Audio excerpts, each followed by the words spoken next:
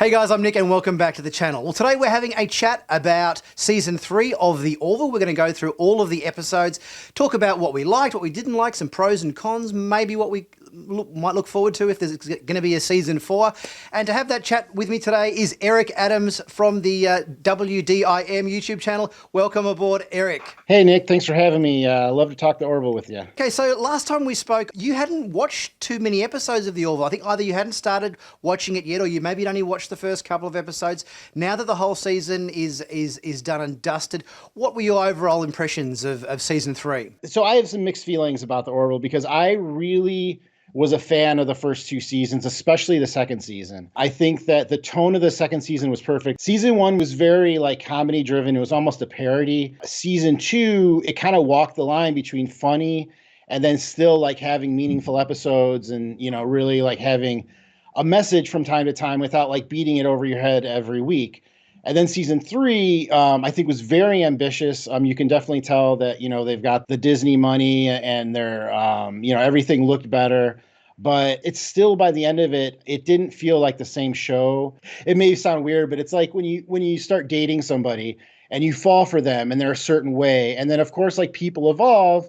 But then, they get to a point where they're all of a sudden they like Dave Matthews Band or something. Yes. And you're like, okay, I can't, this is not the person that I met at the bar. I kind of feel like that with the Orville. Seth MacFarlane went for it. The people that care about the show really went for it. My hat's off to them. If it didn't already establish itself with humor, maybe I would like it a little bit more. But it just doesn't feel like the same show to me. I think I had more of an issue at the start of the season than I did towards the end of the season. I think they kind of sprinkled in a bit more comedy and a bit more humor, and the characters had a bit more of a sense of humor. Once we got kind of past maybe around episode 5 onwards or thereabouts, I think they sprinkled in a little bit more humor, but certainly the first 3 episodes or so I was probably a little bit harsh about in my reviews, just because, like what you said, it seemed to be a completely different show to what we were used to. And the theory that I had with the Orville is that not as much how much the Orville has changed, but how much, I guess, we have changed as an audience watching the Orville, if that makes sense. Because when the first 2 seasons of Orville were out, we only had kind of Star Trek Discovery, and certainly I think the Star Trek Discovery was only in its sort of first season, which was, let's face it, pretty bad. And all we had at that time was the Orville. There was nothing else on but that and Discovery. So obviously we looked at Orville with such rose-coloured glasses. It was the Star Trek that everybody wanted. But now, then there's been such a huge gap between seasons 2 and 3, and so much time has passed, and we've had 2 seasons of Picard, we've had a whole first season of Strange New Worlds, more satisfying our Star Trek appetite. That itch that the Orville was scratching back in 2019 or 2018 isn't as itchy, if you know what I'm saying, as it was back then. So us as audience members are perhaps a little bit more satisfied with the Trek content we're getting. Yeah, it kind of speaks to my point too. It's almost like the Orville kind of evolved the opposite of what Star Trek is doing. Discovery is very serious, and everything is serialized, and every episode somebody's almost dying and it's the end of the universe. And then now we've got Strange New Worlds, which they're funny and things can be ridiculous, and you care about the characters too. And it seems like the Orville went the opposite way. They started out with the ridiculous episodes and have evolved to a more serious show, which is strange, because if they were the anti New Trek, they seem to lean into the things that people don't like about New Trek, the political views. Imagine watching this season, just the episodes 1 to 10, and not watching the first 2 seasons. Every episode had at least one, sometimes multiple connections to other episodes that occurred. Yeah, I don't think there was even one episode this season which didn't refer back to a previous episode. It's been quite a long time since season 1 was on air. The last episode with the girl from the social media planet. It took a few scenes before they go, oh yeah, it's Lucilla. I'm thinking, hang on, who's Lucella again? I'm thinking, I'm racking my brains. Like, and then they started talking about how John didn't want to go there. He was a bit upset, and I think, what now? What? Oh, that's right. And it took me a little while to kind of remember. Take a second. Okay, that's right. Yeah. It's a social media planet. He got captured, and they were going to execute him. It took me a few moments to kind of get who they were talking about. They didn't kind of. And of course, they don't have, last time on the Orville, they don't have little recaps, to kind of refresh an audience's memories. Every single episode, I think, in some capacity, referenced a season 1 or 2 episode, which is a bold choice considering, the amount of time that has passed between those 2 seasons. It just seemed really odd. I mean, the season finale kind of felt like almost an Orville episode. There was a little bit of humor. That was the episode where Isaac and Clara got married. Wanted to see more of that. I know before the season they said they were going to have a battle every episode and stuff like that. If you have a battle every episode, by the 8th or 9th battle, you're just numb. I understand budgets are budgets and time is time, but a lot of the battles were copy paste. It was a lot of the same ships, like one's bigger than another one, but it's the same ship. They introduced a single fighter, like TIE fighter style or whatever you want to call it. The Pterodon or whatever it was. I don't think really looked that cool. Some stuff I just felt like if they scaled it back and didn't try and be so ambitious, the hour and 20-minute episodes, I watch it in batches. And when you're binging like 5 episodes, that's a big meal. That's a big meal. like you got to really hunker down for that. And these are episodes you have to watch because there was stuff that happened before, and you got to remember, like, oh yeah, like Topa did this and that happened, and it was a marathon. I think some episodes lent themselves to the longer running time, but other episodes definitely felt bloated because of it. I found, like, for example, the Domino episode, which was kind of like Return of the Jedi.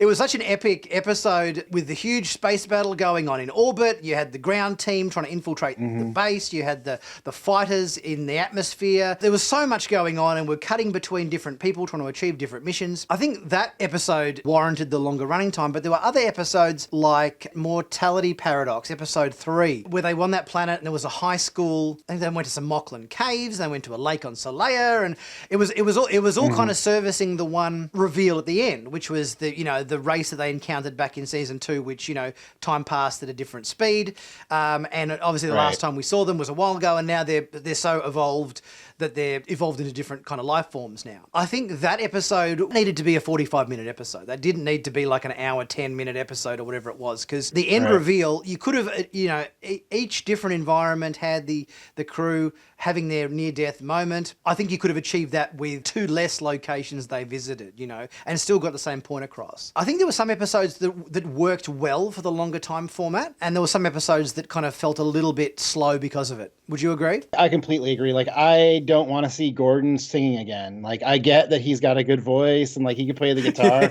but especially I think he sang in the last episode or the second to last episode. Yes. I think he's probably sang in both of them. I think there was 3 episodes he sung in. Yeah. Yeah, it was too much. And he sings a whole song, so it's just like, this is definitely filler.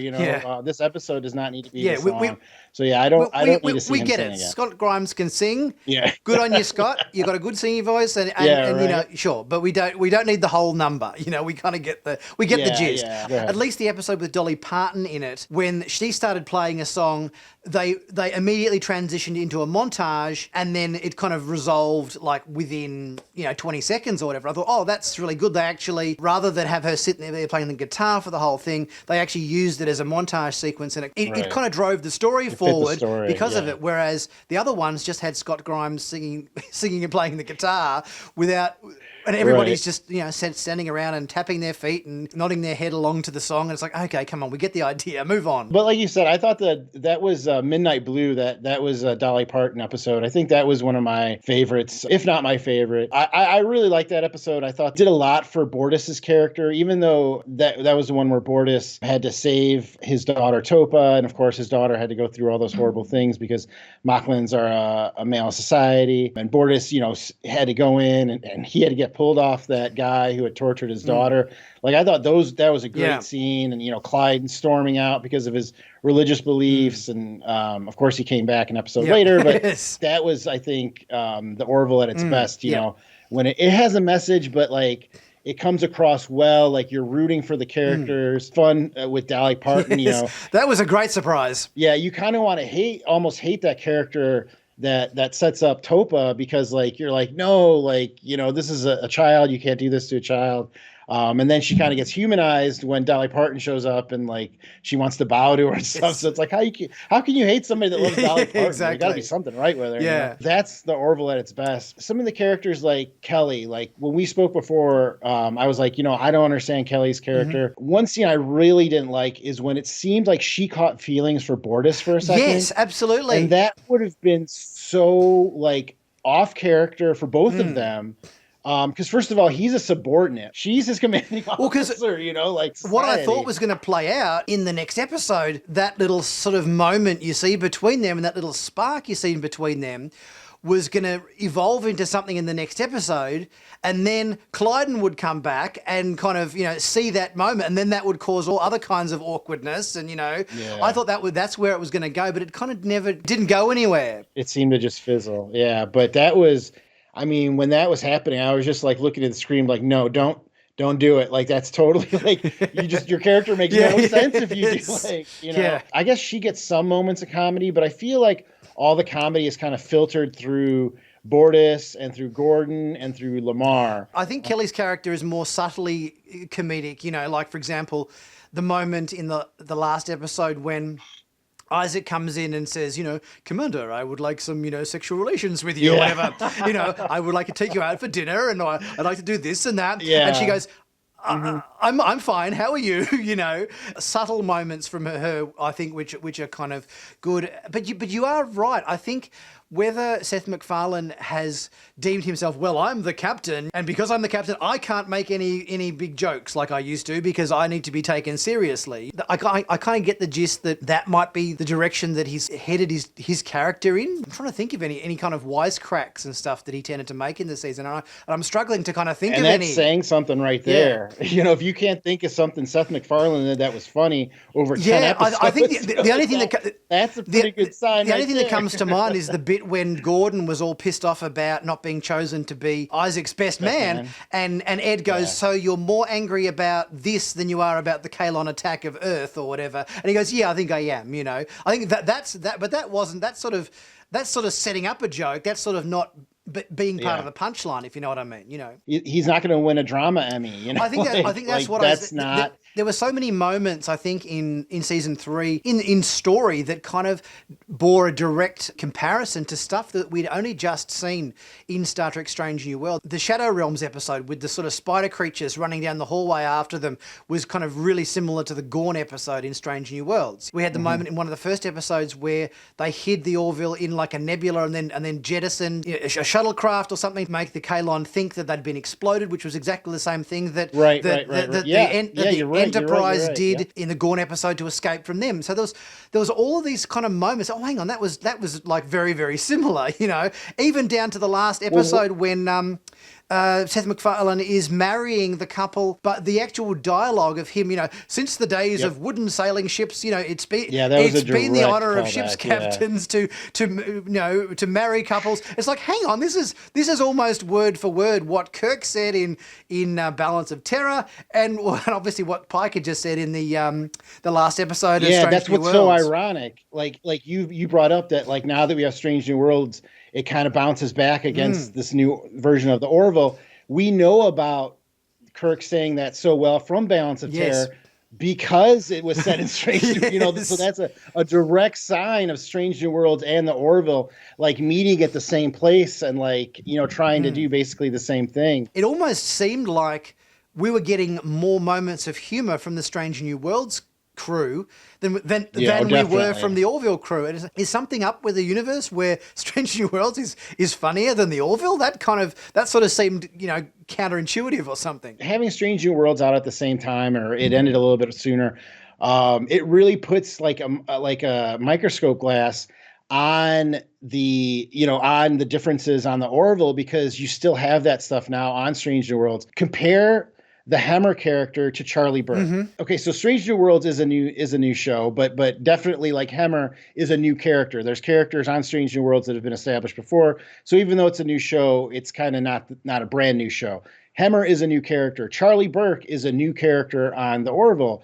Think about how much you cared about when Hemmer died compared to how much you cared about like Charlie Burke dying. Like I couldn't stand that character. Yeah, like, I was really sad when Hemmer got killed. Yeah, right. I thought at the beginning like it's designed for me to hate this character because I hate her so much that like this is on purpose. Like they're trying to make me hate this character so much. When she died, it was very set up. Like I think it was where she was on the planet trying to defuse something, and Lamar was in one of the pterodons. But like on the ship, like Lamar is an engineer. Yeah, so what was he doing flying a pterodon? That just sort of didn't make too much sense to me. It's so perfect.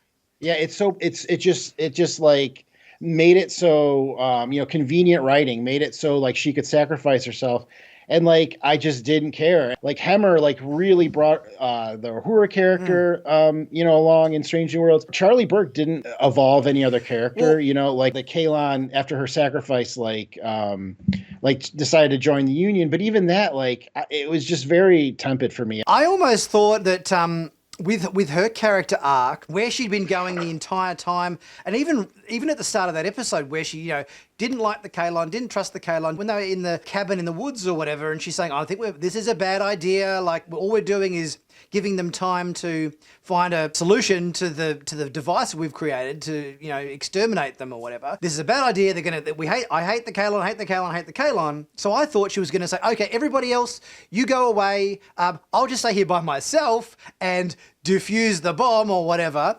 And then at the last minute, she was just going to stand back and let it do its thing and let it blow up Kaylon or something, like as a... That would have been way more interesting. That's where I thought it was going, because throughout the whole that would have been way more interesting. The whole episode, she was all anti-Kaylon. Yeah. She was anti-Kaylon the whole way, all the way through that Domino episode. Even with the knowledge that she had of Timus and Isaac and how they'd evolved and everything, it wasn't. She made it pretty clear that it still wasn't enough for her to trust the Kaylon. But instead, they just did what you expected. Yeah. If a character hates, or of course they're going to come around and do that. But no, I like your pitch a lot better, man. Speaking of the Kaylon, there was another thing that I thought that really bugged me when they imprisoned Talea, the head of the Krill, but they welcomed back the head Kaylon, who killed, I believe, more people than the Krill did from the Union. And Talea, if you recall, she took over the Krill halfway through or partway through the season. Like, so she wasn't even in charge of the Krill during the first war. Yes. So they imprison her, but the head of the Kaylon is just like, he had an epiphany. So he's at a party, he's at the wedding. Yeah, exactly. I think it boiled down. down to Talea is more evil because she imprisons children. So we got to lock her up. How she imprisoned the daughter of her. Yeah, because he said war crime. Yes. I actually thought that story was compelling. It seemed very Star Trek. Yes. To me, it felt like Alexander Rashenko all over again. It kind of felt like they were heading in that direction or something, with it, or even Zial from DS9, was it Gul Dukat and the half Bajoran, half Cardassian daughter who was who was stuck between two worlds, who's into Garrick of all places. Yeah, she was that's right. Yeah, there've been a few Star Trek references where we've had kind of children come on that are kind of half one race and half the other, and they're kind of stuck between two worlds and not particularly wanted by either of them, kind of, routines, if you know what I mean. Yeah, that's the social commentary too, for sure. So out of season 3, what would have been your favorite episode and your least favorite episode of season 3? Yeah, I think Midnight Blue, not just because of Dolly Parton, but that it was awesome. Bortus is still my favorite character. I'm not sure. It might have been a toss-up before the season, but I think after the season, like, he's for sure my favorite character. Like, because he can be a badass. He can, I think that his relationship problems are really interesting too. The Mocklins are a very interesting culture. A very, you don't see something like that every day.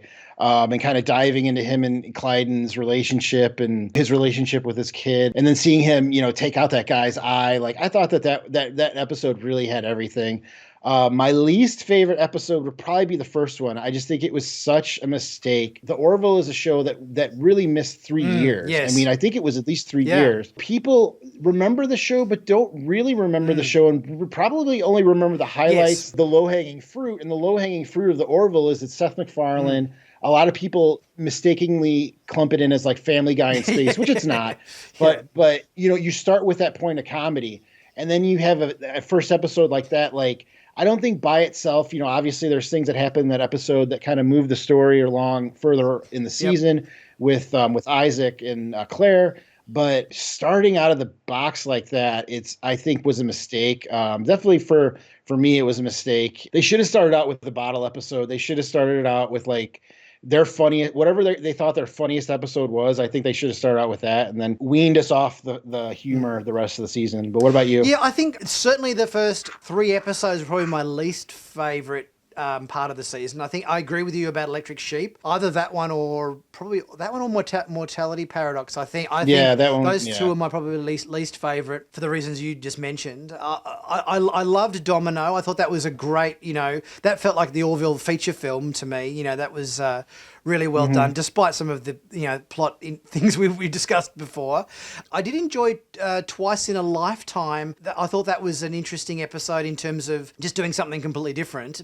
But also that also had some kind of weird things in it as well, like when Kelly and Ed came back to kind of tear Gordon back to the future, and he was like, he was saying, you assholes, like, like I've got a family here, and they're going, well, fine, we'll just go 6 months back in time. Yeah, and, why didn't they just exactly? So yeah. why did they put themselves through that? Like, he's gonna want to stay. You can't let him stay. You're already prepared to either take him physically, which would have been a mistake. So you're just not going to do anything. Why even go? Like that's because you needed 20 more minutes in the episode. Like why? I mean, when you think that. about it, Kelly and Ed should have gone. They should have seen Gordon, gone to his house, looked through the window at the front of his house, and he's sitting at the dinner table with his wife and kids, and they go, we can't do this to him. He's never going to want to leave. Come on, let's go back a few years and pick him up before he's got the relationship, because that's a bit more humane, rather than trying to rip him, dragging him out, kicking and screaming, And really, isn't Lamar smart enough to figure that out from the jump? Like, even when they get there, if he fixes it, they can go back. Like, that's A plus B equals C. Like, that's like that. It makes like think critically. Like that doesn't make any sense. Like why would you even go down that road? I don't know. If we end up getting an Orville season 4, I have yet to read any rumors about whether it's going to be greenlit by Hulu or not, or whatever the case may be. But yeah, if season 4 ends up happening, what tweaks, what adjustments do you think should be made for season 4? I don't think that you have to swing for the fences, every episode. I think you need to have some bottle episodes where it has nothing to do with any other episode that's ever, just a brand new thing that happens, less battles. Like, I would possibly next season only do one battle, because I bet if you do one crazy battle, that'll mean more than having a battle every week. Because I think that after 6 weeks of like especially like I said, if you binge watch them, I think it's more like, oh my, I just saw this fight. Like what did I like turn the last episode on again? It really like accentuates that problem. So I would the battle sequences in Domino, I think, were done really well. But how, as you said, how much more would we been blown away by them if we hadn't have had the ones Marklands and I mean, it was pretty impressive as it was, but just think how even bigger that episode would have been if we hadn't had all the little lead up battles and everything.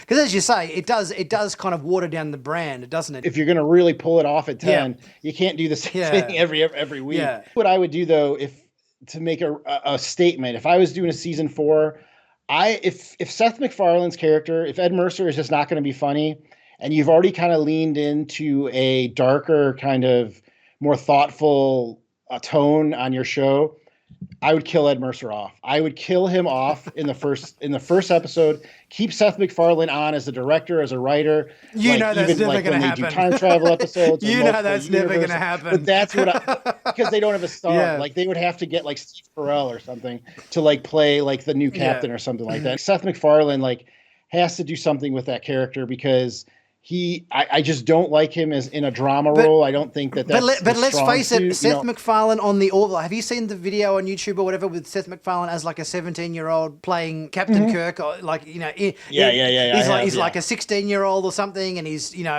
pretending to be a Starfleet captain or whatever on original series. It's Seth MacFarlane reliving his childhood, pretending to be captain of a starship. So I don't think that's going anywhere. I think that's the whole one of the whole reasons he conceived of the Orville, because he obviously is a massive Star Trek fan, wants to play captain, so I don't think that's going anywhere anytime soon. Well, then, especially I would say with the loss of Norm Macdonald and of course, Charlie Burke's that character is not coming back. You got to get at least one, if not two more funny actors on that series. I mean, there's got to be, like I said, they started from a point of comedy. So even if it's not the slapstick parody that the first season was, they have to find the tone. The balance. For me, at least, you got to find the balance. They have to find the tone from season 2, because I really think they knocked it out of the park with season 2, and I was so ready for the season. I was ready to do videos every week on my channel, but I didn't. I really wasn't feeling, especially after the first episode, and I didn't want to put out negative stuff because I know that if I'm watching something as a fan, somebody loved it. Somebody worked as hard as they could on it, still not the way they want it, so I don't want to be that person that just steps on somebody's dreams but for me, if it's going to be a show that I really enjoy, if it's going to be the Orville, it's got to be a bit funnier. They got to work that back in. That's the point of difference. That's the point of difference the Orville has, I think, is that it was always kind of funny Star Trek. You take the funny out, it just becomes kind of like a shameless kind of rip-off of Star Trek. But I think it was the humor and the sense of humor that all the characters had, and the fact that these guys did, were a little bit more, I guess, relatable because they had senses of humor. They weren't all super serious. They're more everyman. Exactly. And I think that's what kind of gave the Orville its skeleton, its bones, was that sense of humor. You take that out and it's like, oh, well, we've got Strange New Worlds, we've got Picard, we've got, decent Star Trek, on TV now. So what are you guys doing differently to that to make your show, its own thing, as opposed to just shamelessly kind of copying Next Generation? They came out at the same time as Strange New Worlds, and we're getting like the same plot, we're getting the same episodes with the same themes, and this, this character's dying in the second to last episode, and this character's dying in the second to last episode. You're really like crossing lines a lot. So I just think the identity, what is the identity of the Orville? If the identity is what the third season is, and the fourth season would just be like bigger and we're doing hour and a half episodes now or something crazy like that. I don't know. I don't know if I could do it. Just because you can make an episode an hour, 20 minutes long doesn't mean you should, Doesn't mean you have to. Sometimes the quality is in the editing room, and it's, it's tightening things up, the economy of storytelling, taking that into consideration, I think probably needs to happen a bit more in season 4. That, yes, okay, if the story warrants the extended running time, go there. But if it doesn't, and you've only got enough story or enough plot to fill out a 45-minute episode, don't make it an hour 10, make it a 45-minute episode. Yeah. The soul of Orville is in its humor. And we did see a little bit more of that in the last episode, I think, with, Isaac propositioning Kelly and, the girls on the hen's night, having the Kalon stripper and, and Bortus showing up in an That's why I said that was an Orville episode, right? Yeah, but Bortus in an Elvis suit singing really bad Elvis numbers, Every time he says, "You be silent," I just lose it. to me, the Orville at its soul plays to its humorous tones. And I think to take that out is a mistake. I like the fact that they've gone bigger in season 3. I think the scale of the show and the grandeur of the scale was good in season 3. I think if in season 4 we can maintain that grandeur, but gravitate more towards the heart of Orville being its humorous side, I think is going to be a step in the right direction. All right, Eric, well, thanks so much for joining me today in this retrospective chat of season 3 of the Orville. It's been great having you on the channel. Thanks for coming along. It's always fun, Nick. Thank you once again for talking, and I can't wait to do it again. Cheers, mate. I'll see you next time.